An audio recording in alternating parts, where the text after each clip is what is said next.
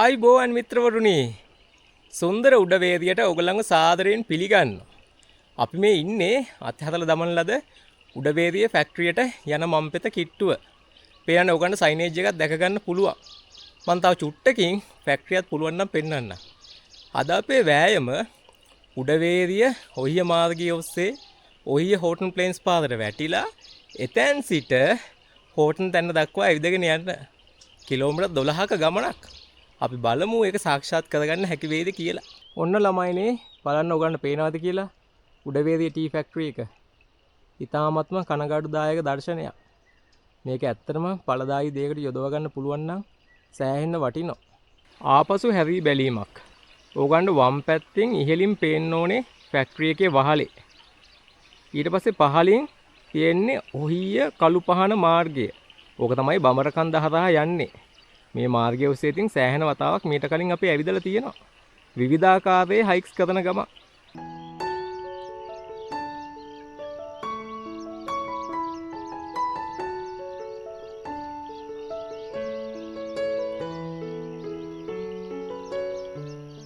ළමයිනේ ඊ타මත්ම අලංකාර දර්ශනයක් මේ පෙන්වන්න හදන්නේ. ඈතින් ගොම්මොල්ලිය කන්ද හොඳට පේනවා. වංගෙඩිගල, වංගෙඩි කන්ද, බලතුඩුව, ගොම්මොල්ලිය කියන කඳු මුදුන් හතරමත් පේනවා. දකුණු පැත්තේ ඉහළින් හෝටන් තැන්නේ බෑවුම. ඔකට පොඩ්ඩක් එපිටින් තමයි ඔහිය හෝටන් තැන්න මාර්ගය දිවෙන්නේ. අද අපි ඒක දිගේ යනවා. කුරුල්ලන්ගේ ශබ්දයේ මැදින් අපි ඇවිදගෙන යනවා කළු පහන බමරකන්ද ඔහිය පාර දිගේ. ඉස්සෙල්ලා ඔයගලන් පේන්න ඕනේ අතහැරලා දමන ලද ඔහිය ෆැක්ටරි එක. ඊටත් එපිටින් කඳු මුදුන් දෙකක් තියෙනවා. ඒක තමයි උඩවේරිය වම් පැත්තේ දකුණු පැත්තේ මීරිය තැන්න. ඔය දෙක මැදින් තියෙන කපොල්ල හරහා තමයි උඩවේරිය සම්බන්ධ වෙන්නේ ඉදල්ගස් ඉන්නට.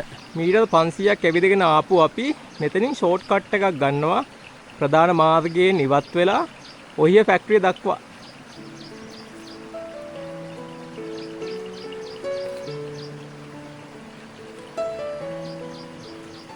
උඩවේරියේ ශාස්ත්‍රීය බිම් හරහා තමයි අපි මේ ඇවිදගෙන යන්නේ. එළවලු පාත්ති සෑහෙන්න තියෙනවා. පේනව නේද? ඔහිය ෆැක්ටරි එක ඉස්සරහින් තියෙන ලස්සන. උඩවේදියේ එළවලු කම්කරු නම් වැඩ පටන් අරන් වගේ. පේනව නේද? ඉතාමත්ම සුන්දර දර්ශනයක්. ඈතින් ඕගොල්ලන්ට චර්ච් එකකුත් පේනවා. පෙකෝ ට්‍රේල් එක යන්නේ ඔය චර්ච් එක පහු කරගෙන. ඉව පායාගෙන එන්නේ උඩවේදියයි මීරිය තැන්නයි කඳු මුදුන් වලට ඉහළින්. ඔන්න තියෙනවා ඔහිය ෆැක්ටරි එකයි මේ ලස්සන අලවගාවකුයි.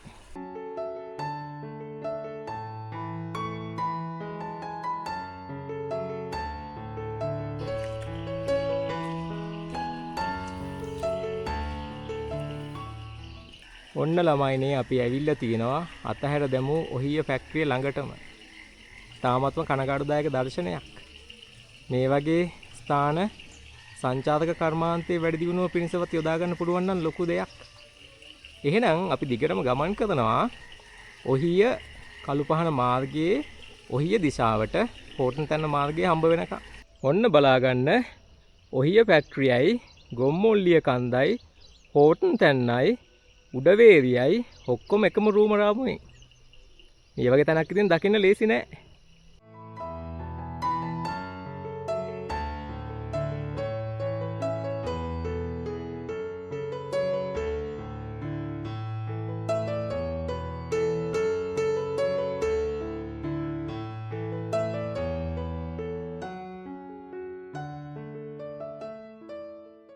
ආලෝකය කියන්නේ හරි පුදුම දෙයක්.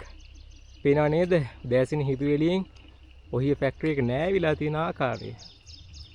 ඔන්න බලන්නකො මේ view point එක සම්පූර්ණ ගොම්මොල්ලිය කන්දම පේනවා. ඈටින් හෝටන් තැන්නේ ලෝකාන්තයක් දිස් වෙනවා. ඊට පස්සේ දුප්පතාගේ ලෝකාන්තයත් අපිට පේනවා. ඕක තියෙන්නේ ගිනිහිරිය බංගලාවට ආසන්නයේ උඩවේරිය දෙසට. දකුණු පැත්තට ඉහළින් තමයි හෝටන් තැන්නේ බෑවුම තියෙන්නේ. ඔය ඔස්සේ තමයි යන්නේ ඔහිය හෝටන් තැන්න මාර්ගය. ඊට පස්සේ යකාගේ පඩිපෙළ තියෙන්නේ ඔය අපිට ඉදිරියේ තියෙන කන්දයි පිටිපස්සෙන් තියෙන හෝටන් තැන්නයි මැදින්. ඔන්න අපි හිමින් මේ දල බෑවුම ඔස්සේ ගමන් කරනවා ඉදල් ගස්සින්නට යන මම්පෙත වැටලා තියෙන හන්දිය දක්වා. එතනින් පස්සේ නම් අපේ ගමන යම්තාක් දුරකට සමතලා බිමක තමයි තියෙන්නේ ඔහිය මාර්ගය හම්බ වෙනකම්. හැබැයි එතනින් පස්සේ නැවතත් අපි ඔහිය ගේට්ටුව වෙනකම් දැල බයමක් නගින්න පටන් ගන්න ඕනේ. ඕගොල්ලෝ දැන් පේනවා ඇති මේ ගස්වල ඊතල් ලකුණු තියෙනවා. අපි දැන් ඇත්තටම යන්නේ පෙකෝ ට්‍රේල් අදීර 12 මාර්ගේ. උඩවේරිය නම් ඉතින් තාම ඇහැරෙනවා ළමයි. මොකද මේ පැතිවල ඇත්තෝ දේ පාන්දරම ඇහැරෙන්නේ නැහැ. මොකද මේ තියෙන අධික සීතල හින්දා තරමක් දවල් වෙලා තමයි ඉතින් ඒගොල්ලන්ගේ දිනචර්යාව පටන් ගන්නෙ. අපි ඉතින් ඉහළට යන්න දිව්‍ය ලෝකෙට ලං වෙනවා. ඔය දිව්‍ය ලෝකේ දර්ශන තමයි ඔයගොල්ලන්ට ඈතින් පේන්නේ. අද දවසේ දැක්ක හොඳම දර්ශනය වෙන්න පුළුවන් මේක. මේ වැනි සුන්දරත්වයන් ඉතින් ශ්‍රී ලංකාවේ සංචාරයක වෙන ඇත්තන්ට අරුමයක් නොවේ. හැබැයි ඉතින් සුපුරුදු පරිදි හැමෝගෙම ඉල්ලන්න තියෙන්නේ අපේ මේ පරිසරය සොබාදම් මාතාව ඊටාම පරිස්සමින් ආරක්ෂා කරගන්න. එයා ඊටාමත්ම දාරුණු ලෙස විනාශ වීම පවතිනවා අපගේ නොසැලකිලිමත් ක්‍රියා නිසා. පහලින් තියෙන්නේ අපි ආයුතු මාර්ගය. ඉහළ දකුණු කෙළවරෙන් පේනවා නේද? උඩවේරියයි මීරියතැන්නයි කපොල්ලෙන් ඉර ආලෝකය එන විදිහ. උඩවේරිය ලයින් හවුසසුත් තියෙනවා. අන්න ওই දිශාවට වෙන්නම. මේ ඉසව්ව හොඳයි කියලා හිතුණා අද සංචාරය ගැන ඕගොල්ලන්ට තොරතුරු ටිකක් කියන්න. අපි ගමන පටන් ගත්තේ උඩවේරිය තේ කර්මාන්තශාලාව ළඟින් ඌව පළාතෙන් පදුල්ල දිස්ත්‍රික්කයෙන් ට්‍රේල් හෙඩ් එක මීටර් 1680ක් එවත් අඩි වලින් නම් 5510යි. අපේ ගමනාන්තය වෙන්නේ හෝටන් තැන්නේ ෆාර් වින් එක. එතන තමයි වනජීවි දෙපාර්තමේන්තුවේ කාර්යාලය පිහිටා තියෙන්නේ. උස මීටර් 2127ක් එවත් අඩි වලින් නම් 6980යි. 7000 සීමාවට ඉතාම ආසන්නයේ. එතකොට අපේ අද එලිවේෂන් ගේන් එක වෙනවා මීටර් 447ක්. අඩි වලින් නම් 1465ක්. එතකොට සම්පූර්ණ දුර ආසන්න වශයෙන් කිලෝමීටර් 12ක්. අපේ ගමන අද සුවිශේෂී. මොකද අපි පටන් ගත්තේ පෙකෝ ට්‍රේල් 11 වන අදියරේ අවසාන භාගයේදී. ඔහිය ෆැක්ටරිය ළඟින් අපි එකතු වුණා පෙකෝ ට්‍රේල් 12ට. ඉදිරියේ තියෙන ඉදල්ගස්සින්න මන්සන්දියෙන් අපි පෙකෝ ට්‍රේල් 12 අතෑරලා ගමන් කරනවා. හැබැයි අපි ඔහිය මාර්ගයේ ඔස්සේ ගමන් කරනකොට ඩෙවල් ස්ටයාගේස් එකට හැරෙන තැනට එනවා.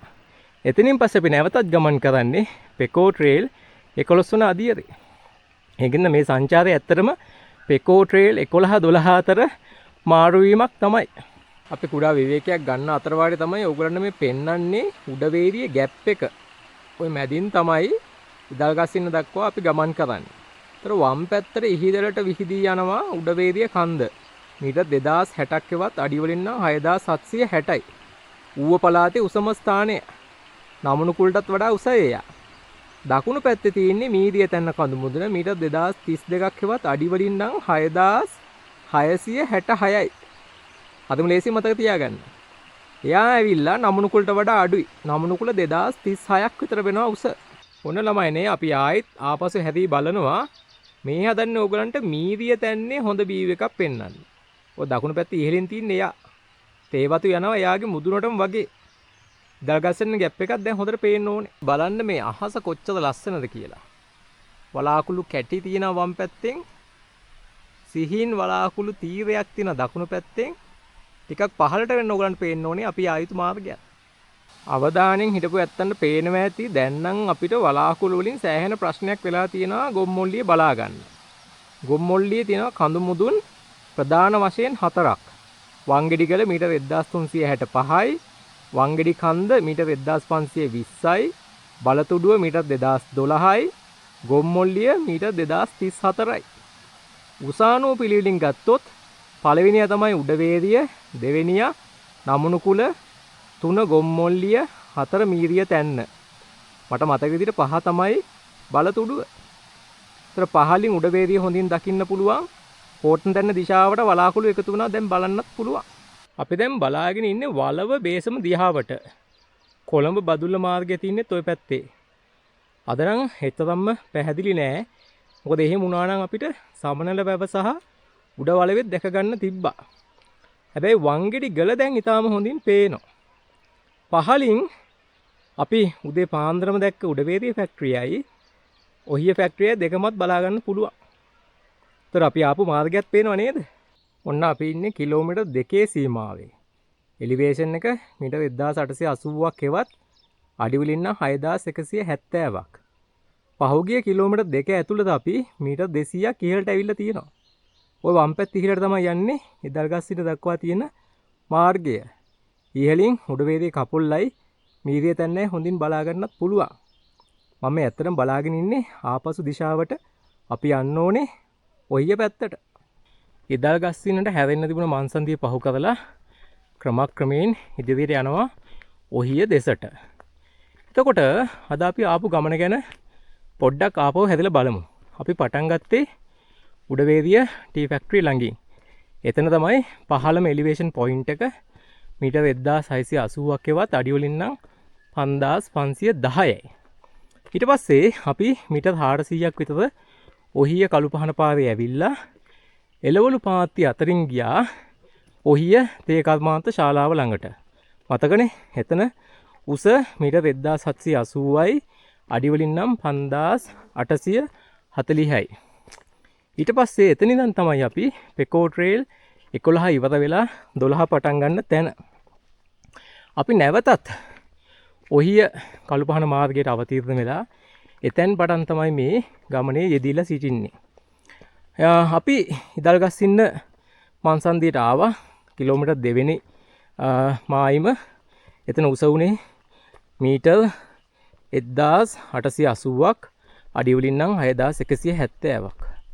ඔය අතරවාරයේදී අපිට පුළුවන් වුණා දකින්න ඉතාම අලංකාර ලෙස ගොම්මොල්ලිය කඳු වැටිය, අපේ වංගෙඩිගල, වංගෙඩි කන්ද, බලතුඩුව සහ ගොම්මොල්ලිය. ඊට අමතරව දුප්පතාගේ ලෝකාන්තයත් හෝටන් තැන්නත් වලව බේසමත් දැක ගන්න අපිට හැකි වුණා. අපි මේ ඉන්නේ මේ හරිය තියෙනවා නවාතන් ගන්න පුළුවන් ස්ථානයක් හිල් සපාදි ලොජ් කියලා. එතනට තමයි ඔය වම් පැත්තේ මාර්ගයේ වැටලා තියෙන්නේ. ඔන්න බලන්නකො මේ අති විශිෂ්ට දර්ශනය. උඩවේදිය මේ තරම් ලස්සනට කවදාවත් මම දැකලා නැහැ. ටී ෆැක්ටරි දෙක ඉතාම හොඳින් පේනව නේද? එතකොට අර කතෝලික පල්ලියත් පුළුවන් දැක ගන්න. අපි ආපු මාර්ගය, එළවලු පාත්ති, හෝටන් තැන්න දිශාවට, ගොම්මොල්ලිය දෙසට, වලව බේසම සියල්ලම එකම රූපරාමකින් දැක ගන්න පුළුවන් තැන. මේ හදන්නේ ඕගලන්ට අපි ආපු ගමන් මාර්ගය ගැන පොඩි අදහසක් ලබා දෙන්න. පහලින් තියෙන උඩවේදිය ෆැක්ටරි ගාවින් තමයි අපි ගමන ආරම්භ කරේ. ටික දුරක් මාර්ගයේ ඇවිල්ලා එළවලු පාත්ති අතරින් ළඟා වුණා ඔහිය තේ කර්මාන්ත ශාලාවට. ඒ ආසන්නයේ තමයි ඔය පල්ලියක් තියෙන්නේ. එතනින් පස්සේ නැවතත් ඔහිය මාර්ගයේ දිගේ තමයි අපි හෙමින් මේ ගමන් කරන්නේ. අපි මේ ඇත්තටම ඇවිදගෙන යන්නේ ඔහිය රක්ෂිත වනාන්තරයේ ඔස්සේ. ඔහිය රක්ෂිත වනාන්තරයේ තින්නේ හෝටන් තැන්න මායිමේ. ඒක හරියට බෆර් සෝන් එකක් වගේ. ඒ හරහා තමයි කොළඹ බදුල්ල මාර්ගයේ තියෙන කළුපහනත් ඔහිය දුම්රිය පොළත් යා කරලා තියෙන මේ කළුපහන බඹරකන්ද උඩවේදිය ඔහිය මාර්ගයේ ඉදි කරලා තියෙන්නේ. ඒ ඔස්සේ තමයි අපි දැන් මේ හෙමින් ගමන් කරන්නේ. මේ මාර්ගයේ මට පේන විදිහට මීට වසර 2කට විතර කලින් නැවත පොඩි ප්‍රතිසංස්කරණය කිරීමට ලක් කරලා තියෙනවා. මොකද ඒක දැන් තත්ත්වය නම් ටිකක් හොඳයි. එතකොට දැන් අපිට ඉදිරියට හම්බ වෙන්න තියෙන්නේ කිලෝමීටර් 3.9 දී B508. ඒක තමයි ඔහිය හෝටන් තැන්න මාර්ගය. ඒ ස්ථානයේ උස මීටර් 1910ක් හෙවත් අඩි වලින් නම් 6270යි. එතන සුවිශේෂී. මොකද එතනින් දකුණු පැත්තට හැදිලා පහළට ගියොත් කිලෝමීටර් 2.3 දී හම්බ වෙනවා ඔහිය දුම්රිය පොළ. ලංකාවේ තියෙන ඉතාමත්ම රමණීය දුම්රිය ස්ථානයක්. එතන උස මීටර් 1774යි අඩි වලින් නම් 5820යි. අපි යන්නේ ඒ දිශාවට. අපේ සංචාරයේදී අපි කරන්නේ එතන මන්සන්දියෙන් වමට හැදිලා හෝටන් තැන්න දිශාවට යනවා. එතන ඉඳන් කිලෝමීටර් 3.1ක් ගියොත් අපිට හම්බ වෙනවා ඔහිය ගේට් එක.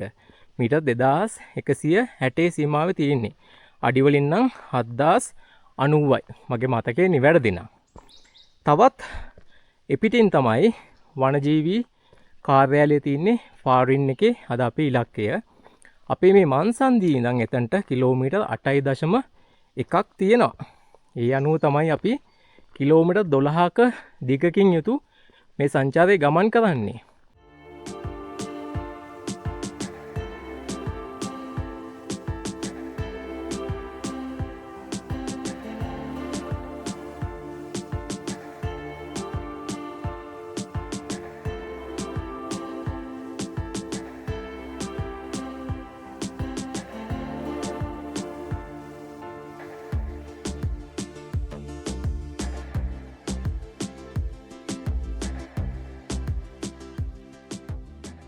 ඊයේ අපේ සංචාරය පටන් ගත්තේ ඩයගමින්. ඔයගොල්ලන්ට මතක නම් අපි ඔයගොල්ලන්ව ඩයගම මම්පෙත දිගේ ඇවිදගෙන ආවා. ඊට පස්සේ තමයි ඔය ෆාරින් එක ගාවින් අපි පටන් ගත්තේ පෙකෝ ට්‍රේල් අධියත 11 යන්න. හැබැයි ඔහිය ගේට්ටුව ළඟට එනකොට ධාරානිපාත වර්ෂාවකට ලක් වෙන්න සිදු වුණා. එතනින් පස්සේ අපේ වීඩියෝ කිරීම නවත්වලා ඉතාමත්ම දුෂ්කර මාර්ගයක එන්න වුණා. යකාගේ පඩිපෙළ දිගේ. ඇත්තටම ඊයේ නම් හිතුණා ඒක නම් යකාගේම පඩිපෙළක් තමයි කියලා. වතුර පාරවල් එමටයි කූඩැල්ලු 100,000 ගණනක්. ඒ අතරින් අපි ආවා අපේ නවාතන වෙච්ච උඩවේදියේ මිස්ටි මවුන්ටන් ලොජ් එකට. අද උදෑසන අපි ගමන පටන් අරගෙන පෙකෝ ට්‍රේල් අධිය 11 ඉවර කරා. ඊට පස්සේ තමයි අපි මේ යන උඩවේදියේ ඉඳන් හෝටන් තැන්න දක්වා ගමනත් පටන් ගත්තේ.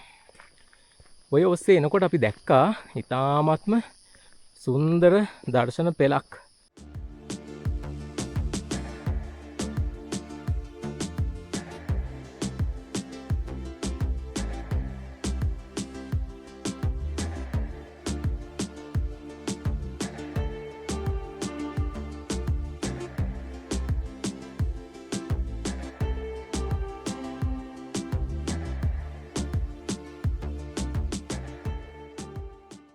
දැන් නම් අපි ඉතාම ළඟයි B508ට.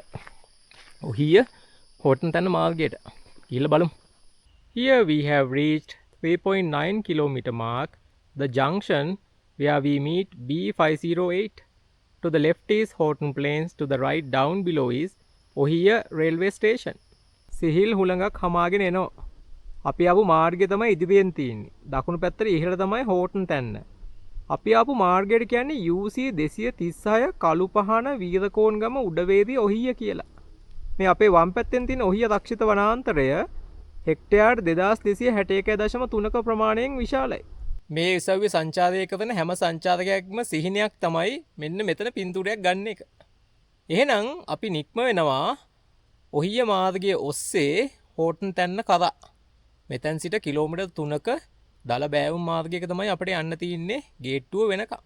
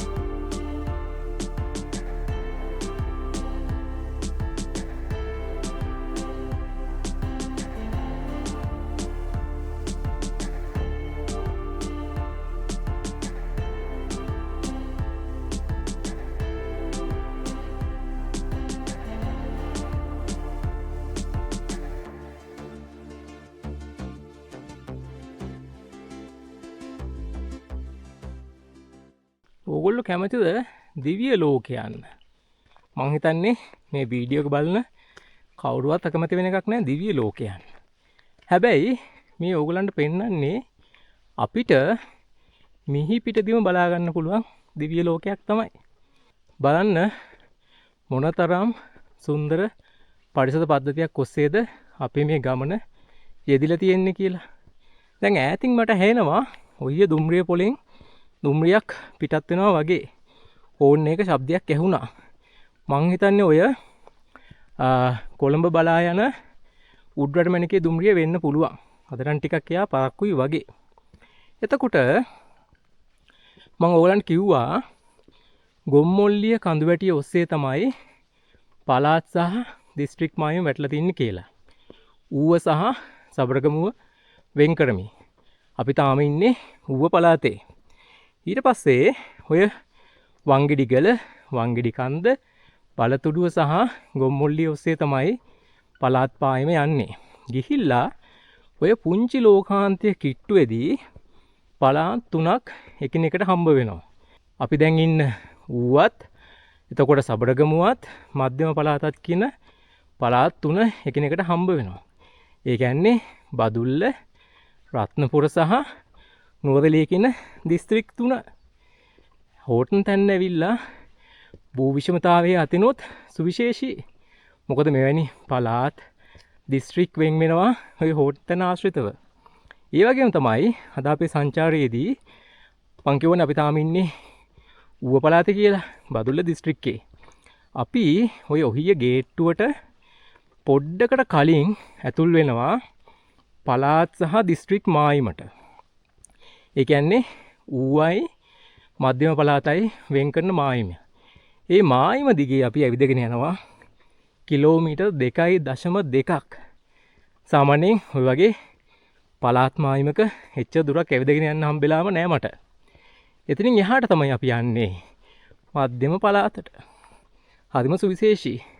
අපේ ආදරණීය හෝටන් තැන්න ප්‍රධාන වශයෙන් අයත් වෙන්නේ මධ්‍යමට, නුවරඑළිය දිස්ත්‍රික්කයට. හැබැයි යාගේ කොටස් ඌවටත් අයිති. ඒ කියන්නේ බදුල්ල දිස්ත්‍රික්කයට. සමහර කොටස් විශේෂයෙන්ම හෝටන් තැන්නේ කෙළවරෙන් අයිති වෙනවා අපේ සබරගමුවට, රත්නපුර දිස්ත්‍රික්කයට.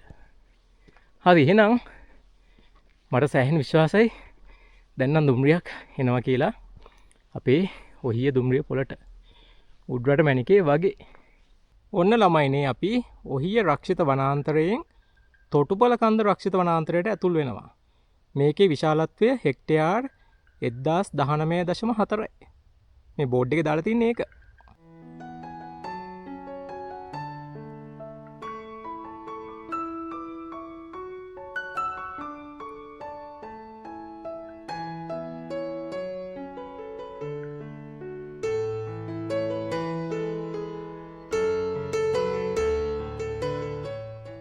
එහෙනම් ළමයිනේ දැන් වෙලාව හොඳයි අපිට වලවේ ගම් කොමලිය ගැන කතා කරන්න.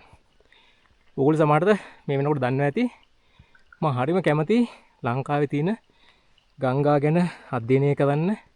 ගඟක් ආරම්භ වන ස්ථානයේ සිට ඉන්දියන් සාගරයට වැටෙනකම් එයාගේ ළමාවදිය, තරුණාවදිය, එතකොට එයාට එකතු වෙන නෑදෑ හිතමිතුරන් ගැන අවධානය කරන්න. හරියට මිනිස්සෙක්ගේ ජීවන චක්‍රය වගේ තමයි.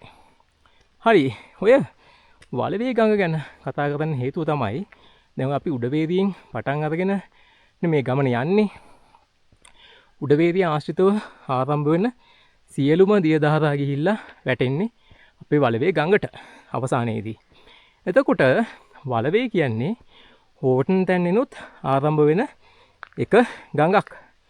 දැන් ඕගලන්ට මතක නම් පී.බී. යල්ඩිස් පෙරමැතුමාගේ මගේ රට කියන කවි පන්තියේ තිබුණා මහවැලි කැලණි කළු වලවේ යන ගංගා සමනල කන්ද මුදුනේ සිට පැන නැංගා කියලා. ඇත්තටම ওই ගංගා හතරම සමනල කන්ද මුදුනේ නෙමෙයි ආරම්භය සැලකෙන්නේ. සමනල කන්දෙන් ඒගොල්ලන්ට දියවර සැපේනවා. හැබැයි ඒලංගේ මුල් දියතු පිහිටලා තියෙන්නේ සමනල කන්දේ නෙමෙයි. උදාහරණයකට මහවැලි, කැලණි, වලවේ කියන ගංගා තුනම ආරම්භ වෙන්නේ හෝටන් තැන්නේ. කළු ගඟ පටන් ගන්නේ බලංගොඩ ප්‍රදේශයේ පිහිටා තියෙන ඔය පෙට්ටිගල කියන කන්දෙන්.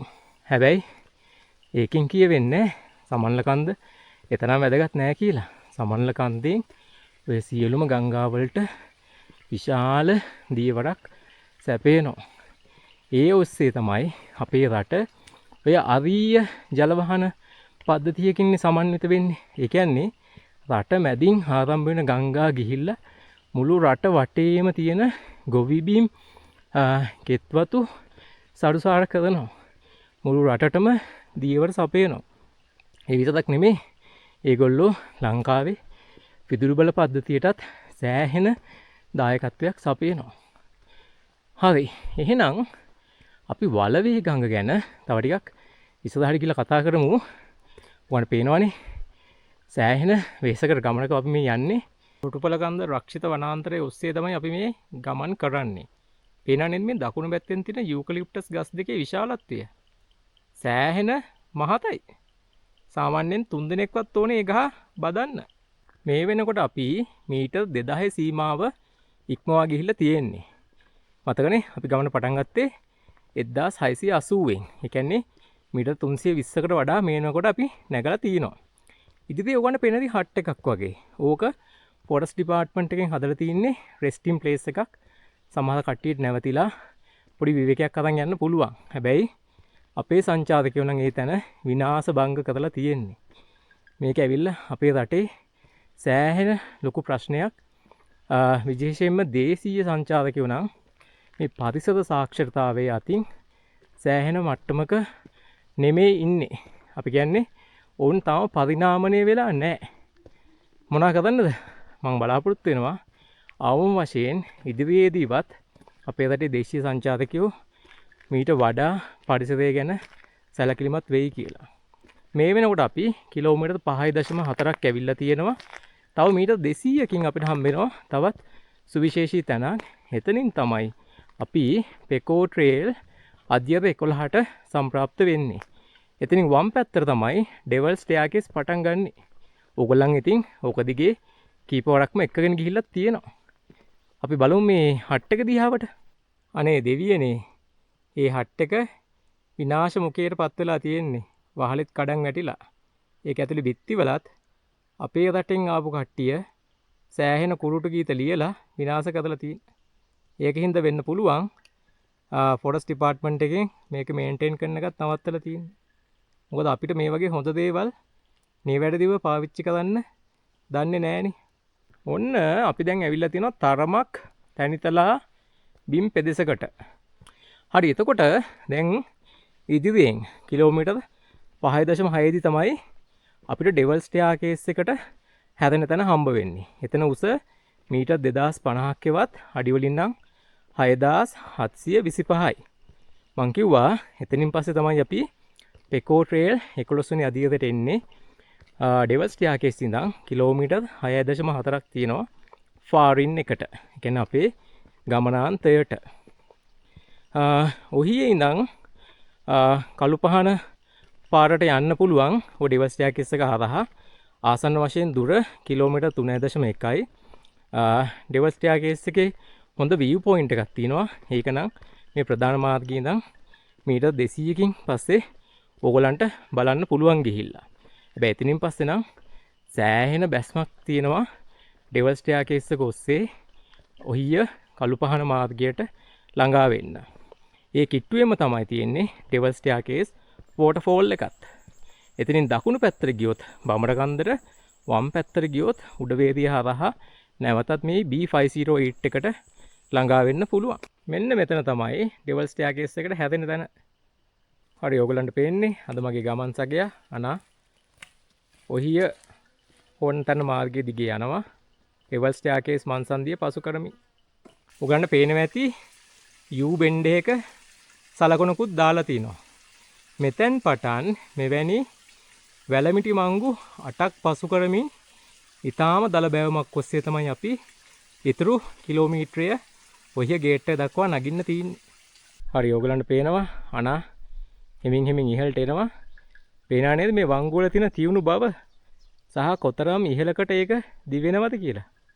ඊටාම දුෂ්කර කාර්යයක් පයින් යන එකත්. ඔය පහලින් තියන්නේ අපි ආපු මාර්ගය. පේනවා නේද ඈතින් මීදුමක් හිමින් ගලාගෙන එනවා. මේකට ඉතින් වලාකුළු වනාන්තරය කියන්නේ නිකන් නෙමෙයිනේ. ඕගලන්ට මේ යාළුවෝ පේනවත් දන්නේ නැහැ. මෙයා ඇත්තටම පෝටන් තැන්න වගේ ඉහළ කඳුකොත ප්‍රදේශවල දකින්න පුළුවන් කුඩා අහිංසක සර්පයෙක්. මගේ අනුමානය නිවැරදි නම් මෙයාගේ නම දලව පැඩිල්ලා. පේනවා නේද? පාර අයිනේ ඉන්නේ, හෙලවෙන්නේවත් නැහැ. අනේ ඉතින් වාහනයකට එහෙම අහුනේ නැත්තම් හොඳයි යාව.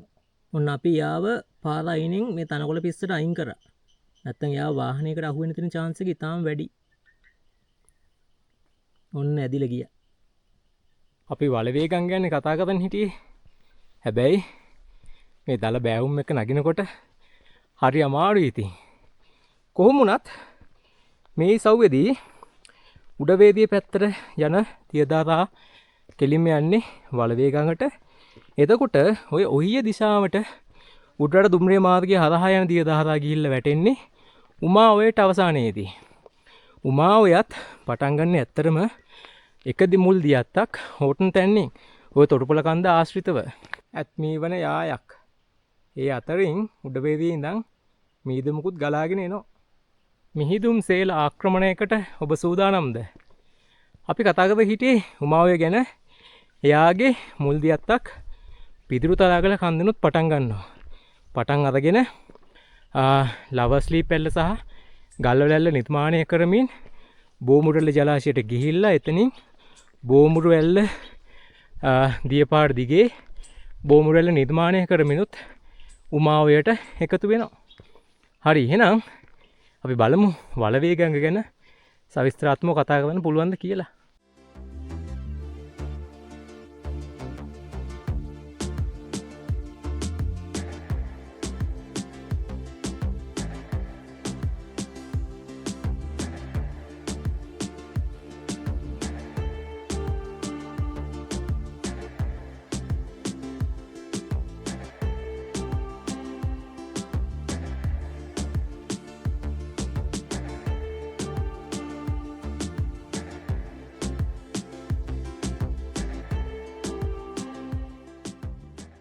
මේ සව්වේ කුරුල්ලෝ සෑහෙන්න ඉන්නවා වගේ.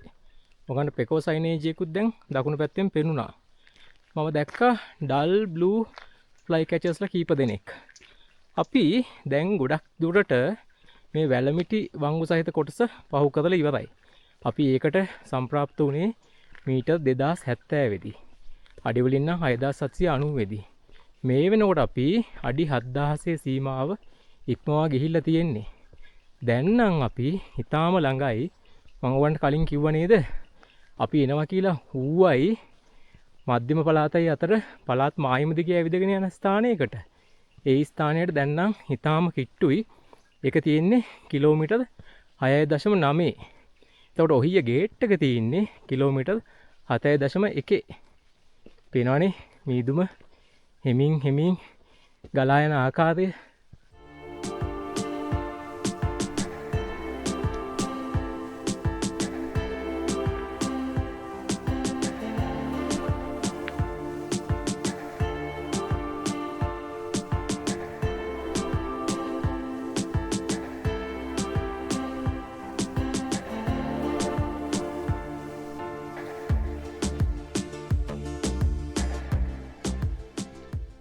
ඔන්න දැන් අපි සම්ප්‍රාප්ත වෙනවා හෝටන් තැන්න ජාතික වනෝද්‍යානයට, වලාකුළු වනාන්තරයට. ඔයගොල්ලෝ පේන ඇති අපි රේන් කෝට් එහෙමත් ඇඳගෙන ඉන්නේ. මොකද වැස්සක ලකුණක් නම් තියෙනවා. අපි හෝටන් තැන්නට ඇතුල් වෙච්ච තැන තමයි මේ. ඔයගොල්ලෝ පේන ඇති නාම පූර්වත්. දකුණු පැත්තෙන් වින්ඩෝ එකක් වගේ තියෙනවා. පැහැදිලි දවසක නම් උඩවේදියේ දිශාවට හොඳින් පේන්න ඕනේ. අද නම් මීදුමෙන් බර වෙලා තියෙන්නේ. ඔන්න මිත්‍රවරුනි, අපි එනවා ඊටාම සුවිශේෂී තැනකට. මේ තමයි අපි ඌවෙන් ඇවිල්ලා මධ්‍යම පළාත හම්බ වෙන තැන. කිලෝමීටර් 6.9 සීමාවේ අපි දැන් ඉන්නේ අපේ ගමනේ. මෙතන උස මීටර් 2160ක් හෙවත් අඩි වලින් නම් 7090ක් වෙනවා. මෙතනදි තමයි අපිට හෝටන් තැන්නේ තන බිම් වල පළවෙනි ඡායාරූපය ගන්න පුළුවන් තැන.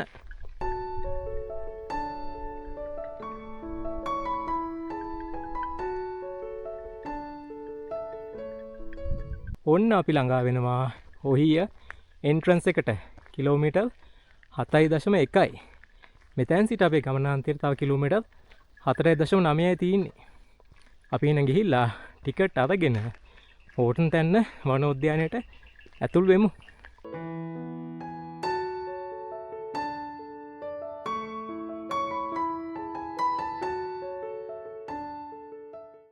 අපි මේ පහු කරන්නේ අද අපේ ගමනේ උසින් වැඩිම ස්ථානය. මීටර් 2170ක් හෙවත් අඩි වලින් නම් 7120ක උසකින් යුක්තයි. මේ වෙනකොට අපි ගමන ආරම්භයේ සිට මටකනේ උඩවේදිය කර්මාන්ත ශාලාවේ සිට මේ වෙනකොට මීටර් 490ක් ඉහළට ඇවිල්ලා තියෙනවා. දුර කිලෝමීටර් 7.4යි. අඩි වලින් මේ නැගපු ප්‍රමාණය 1610යි. ඊටාම ශීඝ්‍ර බෑවමක් ඔස්සේ තමයි ඉතින් වලාකුළු වනාන්තරය බලන්න ආවේ. අපේ ඊළඟට තියෙන සුවිශේෂී ස්ථානය තමයි දුප්පතාගේ ලෝකාන්තය. එහෙම නැත්නම් Poor Man's World End එක ළඟටම අපි එනවා. ඒක හම්බෙන්නේ අපිට කිලෝමීටර් 8.2දී. එයා ඉන්නේ ඌව පළාතේ. අපේ දැන් වම් අත පැත්තේ තියෙන්නේ ඌව පළාත බදුල්ල දිස්ත්‍රික්කයේ, දකුණු පැත්තේ මධ්‍යම පළාත නුවරඑළිය. රාවණා රැවුල් ගැන අහලා තියෙනව නේද? දැකලා තියෙනවද? මේ තියෙන්නේ රාවණා රැවුල් පිරිච්ච ගහක්. ඒ වගේ වතුර එකතු වෙලා බිඳුව බිඳුව තමයි පොළොවට පතිත වෙන්නේ.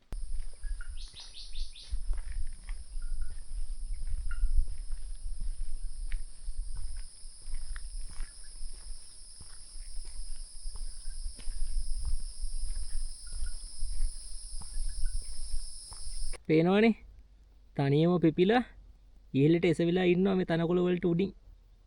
කුඩයක් වගේ පල්ලෙහා ඉන්න කූඹින්ට. ටිකක් භයානක දර්ශනයක්. මේක ගෝනෙකුගේ කට්ටක් වෙන්නත් පුළුවන්.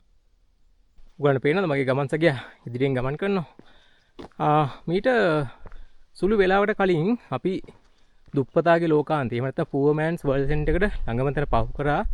ඒක උගලන්ට පෙන්වන්න හම්බුනේ නැහැ වාහන කීපයක් නවත්තලා තිබ්බ හින්දා. එතනට දුර කිලෝමීටර් 8.2යි. උස මීටර් 2150ක් වත් අඩි වලින් නම් 7050යි. අපි මේ ප්‍රධාන මාර්ගයේ ඉඳන් ආසන්න වශයෙන් මීටර් 500ක් විතර උඩවේදිය වතුයායට වෙන්න තමයි ඔය දුප්පතාගේ ලෝකාන්තය තියෙන්නේ. මම දන්න විදිහට ඒක උඩවේදිය වතුයායේ ගිනිහිරිය ඩිවිෂන් එකේ තමයි පිහිටා තියෙන්නේ. එතකොට දුප්පතාගේ ලෝකාන්තයේ උස මීටර් 2130ක් වත් 6990ක් වෙනවා. හැබැයි එතනට ඕගලන්ට මේ හොටන් තැන්න මාර්ගයෙන් යන්න බෑ. උඩවීදිය ප්‍රදේශයෙන් ඇවිල්ලා එහෙන් තමයි තේවත්ත දිගේ ගොඩ වෙන්න ඕනේ. දැන් මෙන්න අපි ලං වෙනවා කිලෝමීටර් 8.6ට. මෙතනින් වම් පැත්තේ තමයි ගිනිහිරිය බංගලාව තියෙන්නේ. ඒකට ඇන්ඩර්සන් ලොජ් කියලාත් කියනවා. මම දන්න විදිහට ඔය උඩවේදිය වතුයායේ ගිනිහිරිය ඩිවිෂන් එකේ හිටපු ඇන්ඩර්සන් කියන වැවිලි කරුවාගේ නමින් තමයි මේක නම් කරලා තින්නේ. මොකද ඔහුගේ නිවාසයේ විදිහට තමයි මේක භාවිතා කරලා තියෙන්නේ. හෝටන් තැන්න වනෝද්‍යක් කරනාට පස්සේ ඒක හෝටන් තැන්නට අයිති වෙලා දැන් වනජීවී දෙපාර්තමේන්තුව විසින් පවත්වාගෙන යන බංගලාවක්. මේක තමයි එන්ට්‍රන්ස් එක. උස මීටර් 2140ක් වත් අඩි 7020ක් වෙනවා. ගිනිහිරිය බංගලාව පිහිටා තියෙන්නේ බදුල්ල දිස්ත්‍රික්කයේ ඌව පළාතේ. අපි දැන් ඉන්නේ බෝඩ එකේ හරියටම වෙන් වෙන තැන. ඒ කියන්නේ අපේ එක කකුලක් ඌවේ අනිත් එක මධ්‍යම. ගිනිහිරිය බංගලාව පහු කරලා මීටර් 200ක් විතර එනකොට කොන වම් පැත්තෙන් පොඩි නාම්පුවරක් දකින්න පුළුවන්. එතෙන්දී හොඳ පැහැදිලි දවසක වලව බේසම දක්වා දැක ගන්න පුළුවන්. දුප්පතාගේ ලෝකාන්තයට පේන්නේත් ඕකම තමයි. දැන් ඔයගොල්ලෝ කල්පනා කරනද ඇයි මේකට දුප්පතාගේ ලෝකාන්තය කියන්නේ කියලා. ඔන්න කියනකොටම එහි ඉඳන් මිදුමුකුත් එනවා. ඒකට නම් හේතුවක් හරියටම කියන්න බෑ.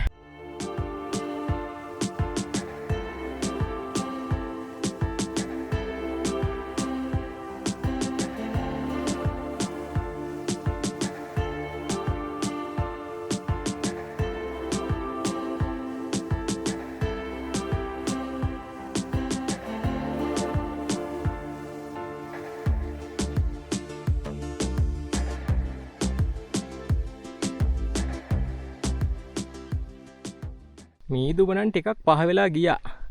ඇත්තටම ඊටාම හොඳ තැනකදී තමයි ඒක සිද්ධ වුණේ. හේතුව ඔන්න දැන් අපි බෝඩ එක දිගේ ඇවිදගෙන ආපු දුර ඉවර කරලා ඔෆිෂියලි ඇතුල් වෙනවා මධ්‍යම පළාතට. ඒ කියන්නේ අපේ නුවරඑළිය දිස්ත්‍රික්කයට. මේ හරි උස මීටර් 2140ක් හෙවත් අඩි වලින් නම් 7020ක් විතර වෙනවා. එතකොට දැන් ඌව මධ්‍යම වෙන් කරන බෝඩ එක තියෙන්නේ අපේ වම් පැත්තේ. ඉදිරියේදී අපි ළඟා වෙනවා ඕක අත පොවන දුරකට ස්ථාන දෙකකදී. කිලෝමීටර් 9.5දී සහ 10.2දී. අපි මේ තැන් වලට ආවෙන් පස්සේ මම ඕගලන්ට ටිකක් පෙන්නන්නම්. ඇහෙනව නේද? කුරුල්ලන්ගේ සද්දේ. ඒකට දකුණු පැත්තෙන් විශාල තැන්නක් වගේ දැක ගන්න පුළුවන්. ඒකේ තියෙනවා මේ හෝටන් තැන්නේ බහුලව දකින්න පුළුවන් තෘණ විශේෂයක් සහ කුරු උණ. ඔය හෝටන් තැන්නේ අපේ සද්දන්ත කුලේ ඇත්තු හිටපු කාලේ ඔය කුරු උණ තමයි ඒගොල්ලන්ගේ එක ජනප්‍රිය ආහාරයක්. ඊට අමතරව ඔය නෙළු ඔයාලා දකින්න ඇති නෙළු මල් පිපෙන කාලට මුළු හෝටන් තැන්නම මල් වත්තක් බවට පත් වෙනවා. දම් පාට, රෝස පාට, කහ පාට, නිල් පාට ආදී විවිධ ආකාරයේ පාට වලින් හෝටන් තැන්න වැහිලා යනවා. ඔන්න අපි ඇවිල්ලා තියෙනවා පළවෙනි බෝඩ මීට් අප් එකට. අපේ වම්මත පැත්තේ තමයි ඌව පළාත දැන් අපේ අත පොවන මානේ ඉන්නේ. මෙතන උස මීටර් 2130ක් එවත් අඩි වලින් නම් 6990යි. පේනව නේද? අපි යන්න ඕන මාර්ගය ඈතට විහිදී යන ආකාරය. හෝටන් තැන්නේ වයිල්ඩ් ලයිෆ් ඔෆිස් එක තියෙන්නේ ඔන්න ඔය දිශාවට.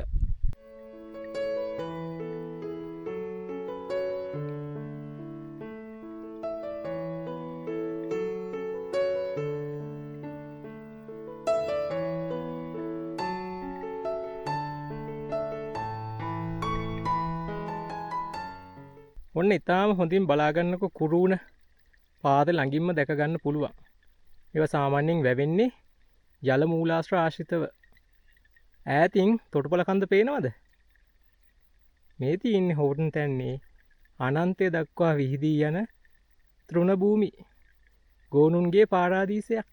ඔන්න අපි ඇවිල්ලා තියෙනවා කිලෝමීටර් 10.2 සීමාවට. මෙතන තමයි පළාත් මායිම දෙවෙනි වතාවටත් අපිට වම් පැත්තෙන් අත පොවන මානයට එන්නේ. ඌව බදුල්ල දිස්ත්‍රික්කය. මෙතන උසත් මීටර් 2130යි අඩි වලින් නම් 6990යි. ඇත්තටම ඔහිය එන්ට්‍රන්ස් එකේ ඉඳන් පාදින් එක දක්වා තියෙන කිලෝමීටර් 4.9 කියන්නේ තනිතලා භූමියක් ඔස්සේ ඇවිදගෙන යන සුන්දර අත්දැකීමක්. ඔයකේ අපි කියනවා එලිවේෂන් රේන්ජ් එක නැත්තම් උස පරාසය ආසන්න වශයෙන් මීටර් 60යි. අඩි වලින් නම් 200ක් විතර. ඉතින් ඔය වගේ සුන්දර පාරාදීසයක තමයි අපිට අවස්ථාව ලැබිලා තින්නේ මෙහෙම ඇවිදගෙන යන්න. ඈතින් පේනවනේ වයි වර්ණයෙන් යුක්ත හෝටන් තැන්නේ කඳුකර වනස්පතිය. යාට එපිටින් තමයි තියෙන්නේ අපේ කිරිකල් පොත්ත සහ අග්‍රබෝපත් දෙන්නම වලාකුළු වලින් වැහිලා. දකුණු පැත්තෙන් ඉන්නවා තොටුපළ අපේ තනියට. තොටුපළ ගැන කතා කරපු හින්දා තවත් සුවිශේෂයක් තියෙනවා කියන්න. පොඩ්ඩක් ඉස්සරහට ගිහලා කතා කරමු.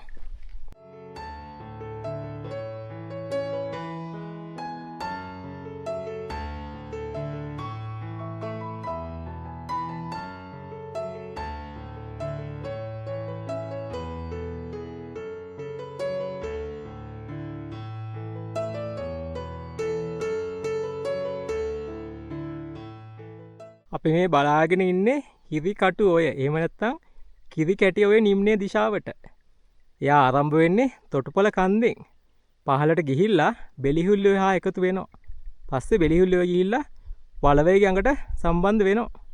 පේනවනේ මීදුම් කැටියක් හිමි හිමිහිට ඒ ඔස්සේ අපේ දිහාවට එනවා. වලවේගයන් කතා කරන්නත් තියෙනවා.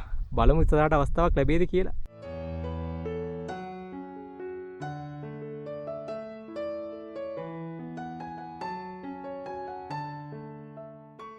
ළමයිනේ ඈතින් පේනවනේ කළු වැහි වලාකුලක් තියෙනවා. හරියට ලෝකයේ අවසානයේ වගේ. කොහොම වුණත් මේ හරියේ උපදින දියදාරා එකතු වෙන්නේ හිරිකටු ඔයට. එහෙම නැත්නම් කිරි කැටි ඔයට. ඊට අමතරව ඔය හෝටන් තැන්නෙන් උඩවේදිය හරහා ගලා බසින දියදාරා වලින් සුන්දර දියඇලි විශාල ප්‍රමාණයක් නිර්මාණය කරනවා. උඩුව රෑල්ල, ඩෙවල් ස්ටෙයාකේස් ෆෝල්ස්, නාගදෝ වැල්ල, බූමර ඇල්ල, උඩවේදිය ඇල්ල, යහල තැන්න, ලංකා ඇල්ල සහ ලංකාවේ උසම දිය ඇල්ල වන බබර කන්දත් නිර්මාණය වෙන්නේ මේ හෝටන් තැන්නෙන් උපදින දියදහරා වලින්.